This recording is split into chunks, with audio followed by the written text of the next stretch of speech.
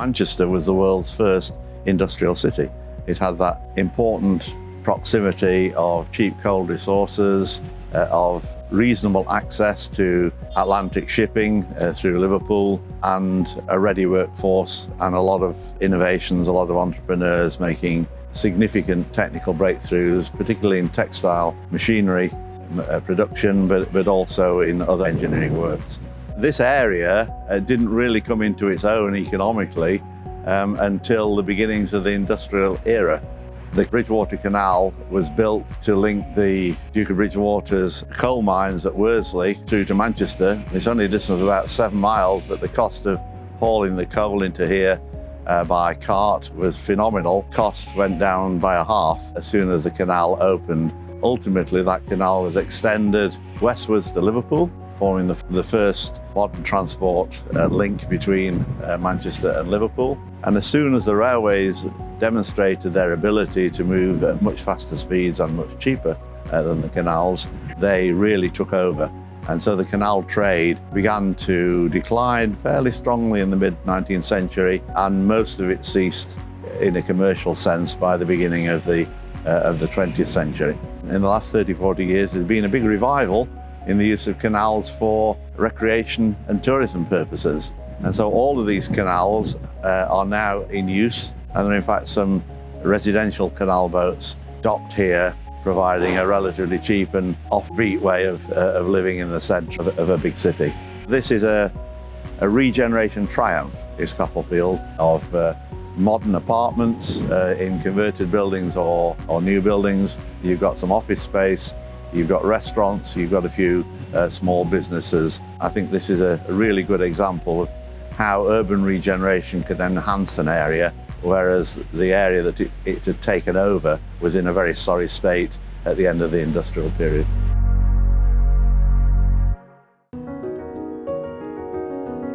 This is an iconic site in terms of transport and urban development, because you've got a whole series of transport investments going back more than 200 years. Through the industrial era, there's a huge amount of railway development. Manchester had a number of stations. Those railway investments in the 19th century have provided the base for a lot of the Metrolink light rail. So the route out to East Didsbury from what was Central Station is entirely along the line of the old Midland Railway route. Manchester has reimagined itself in the last 35 years to become a cosmopolitan, service sector driven, internationally well-connected city.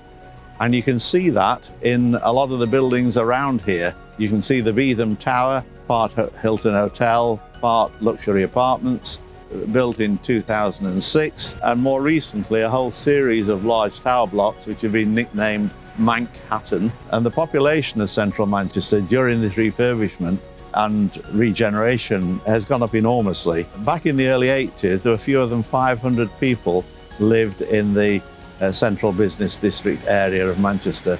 It's now about 25,000. The Manchester Ship Canal opened in 1894. It was deliberately constructed to provide ocean-going ships passage straight to Manchester rather than having to offload in Liverpool. But like a lot of industrial locations, many of the manufacturing companies collapsed or reduced the number of employees. Quite a lot of the locations within the Trafford Park Industrial Estate, which is 3 miles long and about half a mile to a mile wide, so it's a big area, in disuse or underuse.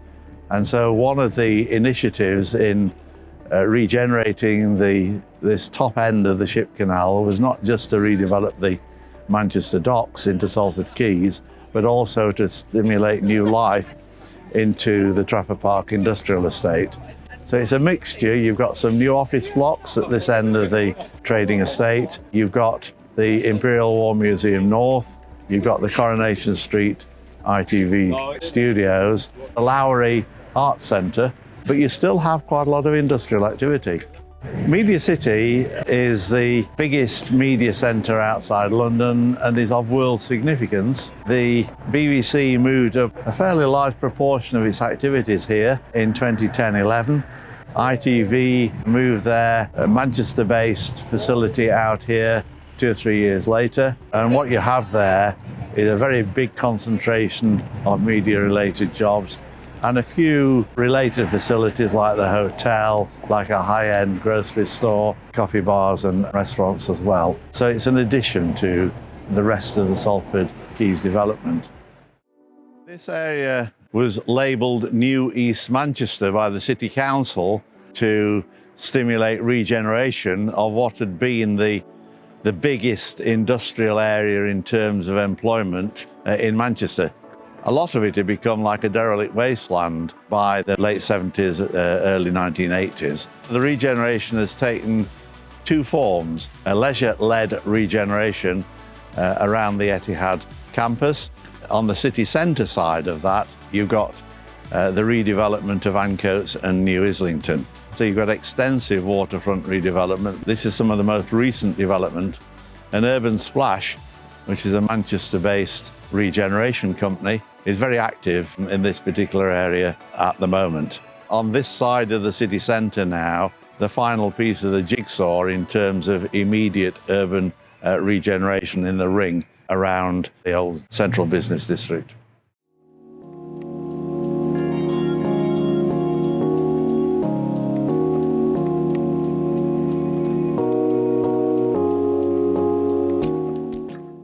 Metrolink started in 1992. It was the first street-running light railway in Britain. The first route came from Altrincham to Manchester, Manchester to Bury, and that was, in both cases, conversion of existing lines with a new route through the city centre. Subsequently, 5 other routes have opened, so there's now a very extensive network of Metrolink lines in Greater Manchester, the biggest network outside London of modern urban rail transit. A lot of that has been funded locally because government funding has been very hard to obtain for urban transport investment in any city in Britain, and Manchester is better provided because of its own efforts largely than anywhere else in Britain outside London. The regeneration of New East Manchester, as with much of the rest of the centre part of the conurbation, was focused around proposed light rail. It tended to come after the regeneration rather than right at the beginning of it or partway through the regeneration.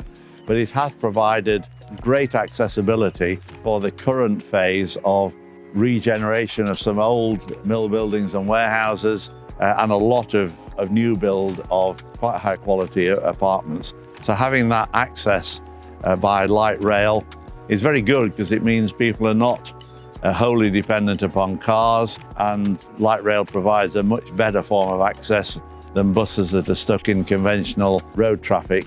Some of the Metrolink routes have run through 19th century terraced housing areas, which really form part of the old textile towns that ring Manchester to the north and east. So the route out to Ashton through New Islington and past Etihad, and the route out to Oldham and Rochdale are going through quite low-income areas. The potential is not just for high-end regeneration. The potential is to provide more job opportunities, access to more facilities and jobs for people in lower-income communities.